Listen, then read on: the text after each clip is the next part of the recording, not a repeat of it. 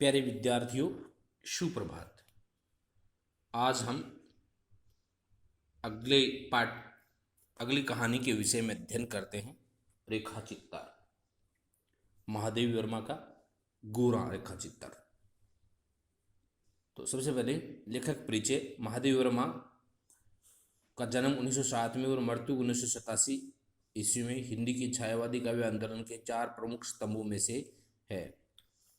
कि छायावादी कवियों की अगर बात की जाए तो उनमें महादेवी वर्मा का नाम भी सर्वश्रेष्ठ 4 छायावादी कवियों में लिया जाता है। महादेवी, पंत, प्रसाद और निराला, ये छायावाद के 4 प्रमुख कवि थे।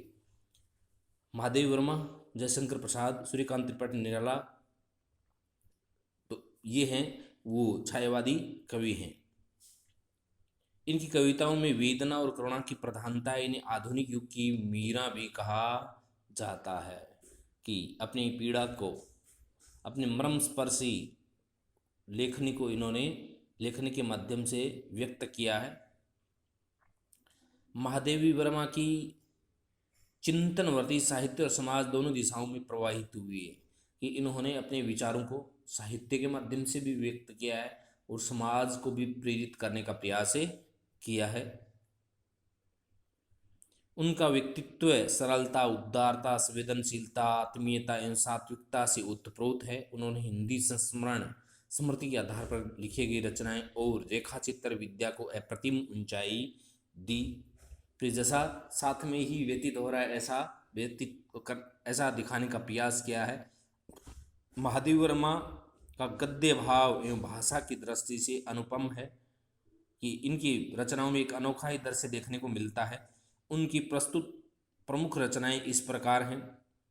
कविता संग्रह निहार, रश्मि, निर्जल, संध्या गीत, दीपशिखा, यमा आदि हैं। संस्मरण एवं रेखा चित्र हैं। अतीत के चलचित्र, स्मृति की रेखाएं, पथ के साथी, मेरा परिवार, निबंध संग्रह हैं, श्रृंखला की कड़ियाँ, साहित्यकार की आस्था और अन्य निबंध है।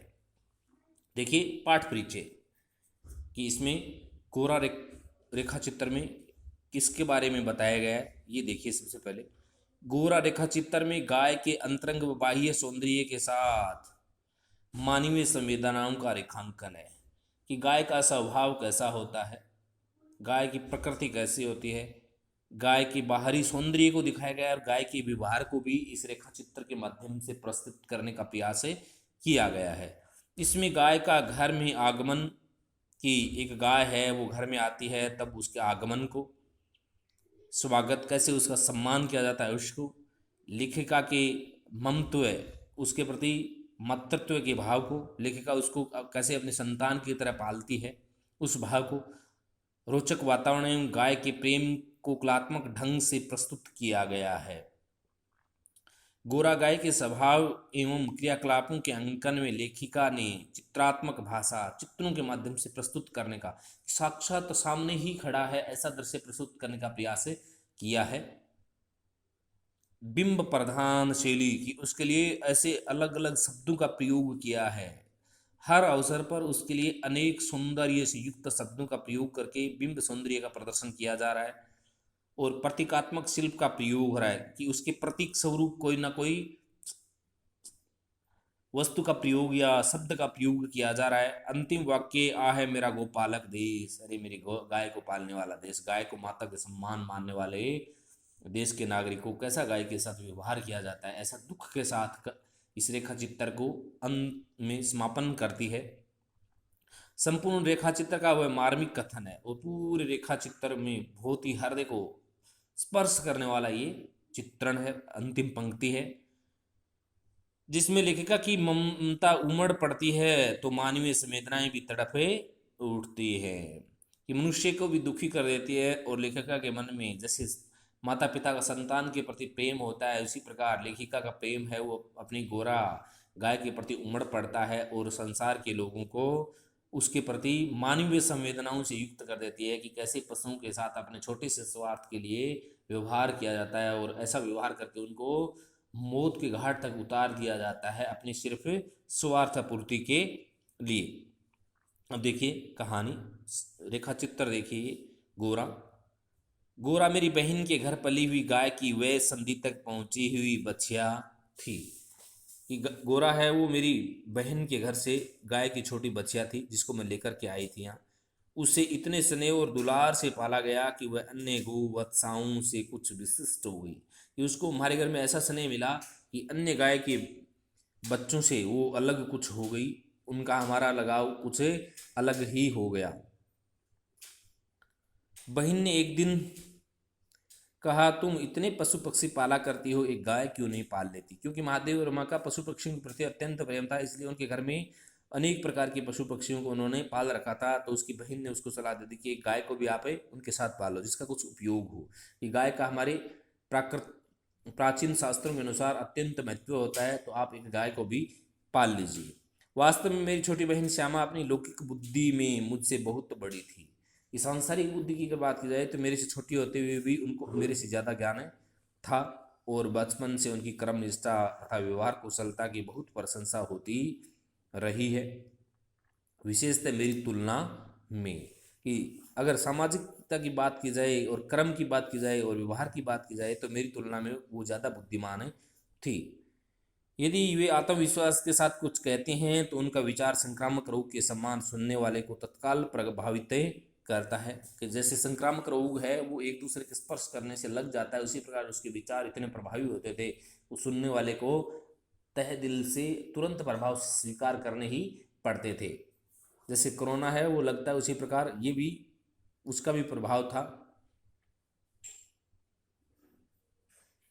आश्चर्य नहीं यदि उस दिन उनके उपयोगितावाद संबंधी भाषण ने मुझे इतना अधिक प्रभावित किया कि तत्काल उस सुझाव का कार्यान्वयन आवश्यक हो गया।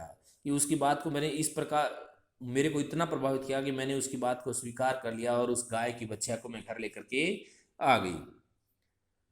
वैसे खाद्य की किसी भी समस्या के समाधान के लिए पशु पक्षी पालना मुझे कभी नहीं रुचा। कि खाने की व्यवस्था के विषय में सोचने के लिए मेरे को कभी आवश्यकता ही नहीं पड़ी। कि मैं इतने पशु पक्षियों को पालती थी, तब मैंने कभी ये समस्या मेरे सामने नहीं आई कि इनको खाने के लिए मैं कहाँ से ला करके दूंगी। बकरी, कुक्कुट, मछली आदि पालने के मूल उद्देश्य का ध्यान आते ही मेरा मन विद्रोह करने लगता। कि बकरी भी व्यापार के लिए पाले जाते हैं, मुर्गी भी उसी उद्देश्य से पाली जाती है, मछली का पालन भी उसी उद्देश्य से किया जाता है कि ये एक न एक दिन किसी की आहार बन जाएंगे। तो ऐसा मैं जान करके अपने आप में क्या हो जाती थी, विद्रोही बन जाती थी, उस लोगों का मैं विरोध करना शुरू कर देती थी। पर उस दिन मैंने ध्यानपूर्वक गोरा को देखा, उस गाय की बच्चिया को देखा, पुष्ट लचीले पैर उसके। अब क्या है, महादेव और माया उसके शारीरिक सौंदर्य का वर्णन करने लग जाती है कि गोरा ने मेरे को कैसे प्रभावित किया। कि मेरी बहन ने तो मेरे को कह दिया और मैं उनके विचारों से प्रभावित हो गई, लेकिन फिर गोरा ने मेरे को कैसे प्रभावित किया वो बातें अब शुरू हो जाती हैं। पुष्ट लचीले पैर की मजबूत पैर, भरे पुट्ठे, पीठ भी मोटी चिकनी भरी हुई पीठ, लंबी सुडोल गर्दन, निकलते हुए छोटे छोटे सींग, भीतर की लालिमा की झलक देते हुए कमल की दो अध खुली पंखुड़ियां जैसे कान, लंबी और अंतिम छोर पर काले सघन चामर का स्मरण दिलाने वाली पूंछ, सब कुछ सांचे में ढला हुआ सा था। कि बनाने वाले ने उसको इतना व्यवस्थित बनाया था कि देखने वाला उसको देखते ही प्रभावित हो जाए। गाय को मानो इटालियन मार्बल में तराश कर उस पर ऊप दी गई हो। कि गाय की सफ़ेदी इस प्रकार से थी कि इटालियन मार्बल जैसे सफ़ेद होता है उसी प्रकार गाय की सफ़ेदी थी, और उसी प्रकार उसकी सुंदरता दिखाई दे रही थी। स्वस्थ पशु के रोमों की सफ़ेदी में एक विशेष चमक होती है, कि वो अलग ही चमक रखते हैं। जो स्वस्थ पशु होता है वो अलग ही सफ़ेदी दिखाई देती है। गोरा की उज्ज्वलता देखकर ऐसा लगा मानो उसके रोमों का अभ्रक का चूर्ण, रोमों पर अभ्रक का चूर्ण मल दिया गया हो, जिसके कारण जिधर आलोक पड़ता था उधर विशेष चमक उत्पन्न हो जाती थी। कि सफेदी पर अभ्रक मिला देने पर सूर्य की किरण ऐसे गिर रही थी जैसे मानो अभ्रक डाल दी गई हो, और उसमें एक अलग ही रंगीन मिजाज प्रस्तुत हो रहा था। गोरा को देखते ही मेरी पालने के संबंध में दुविधा निश्चय में बदल की। कि जैसे ही मेरी बहन ने मेरे को सलाह दी थी लेकिन मैं असमंजस में थी, लेकिन जैसे ही मैंने गोरा को देखा तो मेरा असमंजस था, दुविधा बनी हुई थी कि पालना चाहिए या नहीं पालना चाहिए, कैसे काम चलेगा, वो सारी समस्या मेरी दूर हो गई। उस गोरा को देख करके मेरे मन में दृढ़ निश्चय हो गया कि मैं अब इसका पालन अवश्य करूंगी। गाय जब मेरे बंगले पर पहुंची तो मेरे परिचितों और परिचारकों सेवकों में श्रद्धा का ज्वार सा उमड़ गया कि नया उत्साह उनमें उत्पन्न हो गया। उसे लाल सफ़ेद गुलाबों की माला पहनाएगी कि मैं गु- माधवी वर्मा कहती है कि मैं गौरा को घर लेकर के आई, तब मेरे सेवक और मेरे पड़ोसी हैं, मेरे जितने भी परिचित थे, वो सब उसके सत्कार के लिए उमड़ पड़ते हैं। उनको गुलाबों के फूलों की माला पहनाई जाती है, केसर रोली का बड़ा सा टिक्का लगाया जाता है कि केसर की रोली है उसके मस्तक पर लगाई जाती है। घी का चौमुखा दिया जलाकर आरती उतारी गई और उसे दही पेड़ा खिलाया गया। उसका आगमन बहुत ही शुभ मान करके उसका पूर्णतः आदर सत्कार किया गया। उनका उसका नामकरण हुआ गौरांगिनी या गोरा, और उस बच्चे का नाम क्या रख दिया गया? गोरा नाम रख दिया गया। पता नहीं इस पूजा अर्चन का उस पर क्या प्रभाव पड़ा, परंतु वह बहुत प्रसन्न जान पड़ी कि वो पूजा अर्चना के बारे में जानती थी या नहीं जानती थी, लेकिन उसके बाद में वो अत्यंत प्रसन्न दिखाई देने लगी, खुशी के साथ हमारे साथ घुल मिल करके रहने लगी। उसकी बड़ी चमकीली और काली आंखों में जब आरती के दिए की लौ प्रतिफलित होकर झिलमिलाने लगी, तब कई दियों का भ्रम होने लगा कि दिए दिए हैं वो अनेक जल रहे हैं।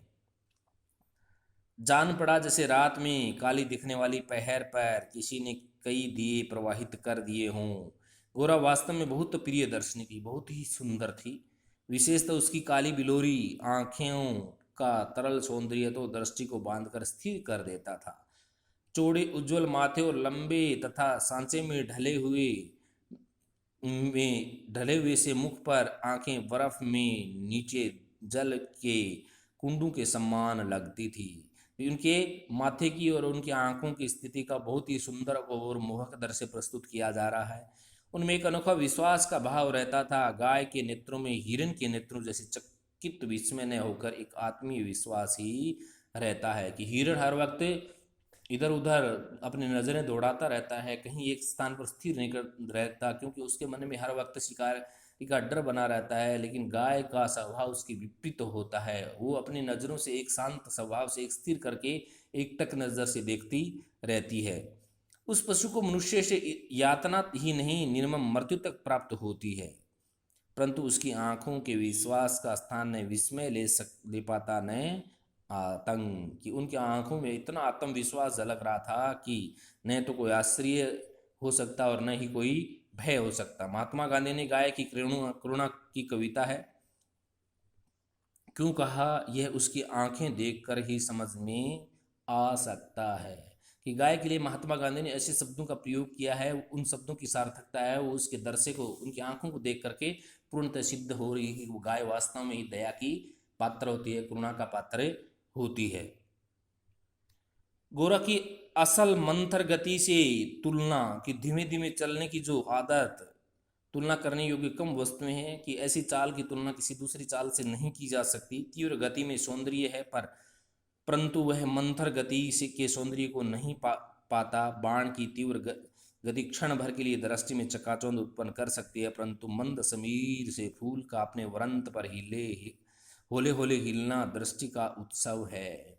कि तीर है वो तुरंत अपनी गति से जा करके अपना काम कर देता है, वो उतना प्रभावित नहीं करता, लेकिन हवा के साथ में प्रफुल्लित फूल की टहनी जब हिलती रहती है तो वो मन को अलग ही आनंद प्रदान करती है। उसी प्रकार गोरा गाय की आंखें हैं वो मन को आनंदित करने वाली थी। कुछ ही दिनों में यह सब से इतनी हिल मिल गई कि सबके साथ ऐसे खेलने लगी कि अन्य पशु पक्षी उसकी लघुता और उसकी विशालता का अंतर भूल गए। कुत्ते बिल्ली उसके पेट के नीचे और पैरों के बीच में खेलने लगे, पक्षी उसकी पीठ और माथे पर बैठकर उसके कान और आंखें खुजलाने लगे। यह वह भी स्थिर खड़ी रहकर और आंखें मूंद कर मानो उनके संपर्क सुख का की अनुभूति में खो जाती थी। कहने का तात्पर्य हुआ कि गोरा है उस परिवार के सदस्य के रूप में उसके पशु पक्षियों और उन सब के साथ में उस जैसा ही व्यवहार करने लग जाती है।